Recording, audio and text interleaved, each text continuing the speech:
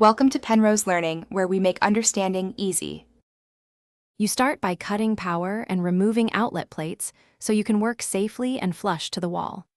Next, grab a wallpaper scoring tool and make light perforations across a 4-6 square foot test area. You want channels so moisture penetrates. Then apply steam for 30-60 seconds or a solvent chosen from your test. This checks whether the adhesive softens. You do this first because it tells you the method that will release the paper without destroying drywall beneath it. Once done testing, choose the softening method that worked. Steam for painted paper that delaminates, solvent for stubborn paint-sealed seams. You apply moisture evenly and wait until the paper feels loose at the scored perforations. That's the cue to start scraping. Hold a 2-putty knife at about 30 degrees and push down from top to bottom, letting the blade ride the wall instead of gouging it. Make sure to keep the surface damp so adhesive continues to release as you go.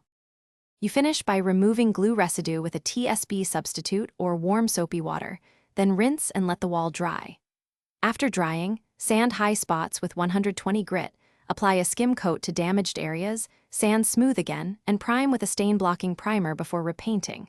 Make sure to inspect seams and corners closely. If things go wrong, paint or dry wallpaper peels off too much, stop, rehydrate the area for 5-10 minutes, then gently rework, forcing it makes big. Thanks for watching. If this was helpful, leave a like and consider subscribing. See you next time.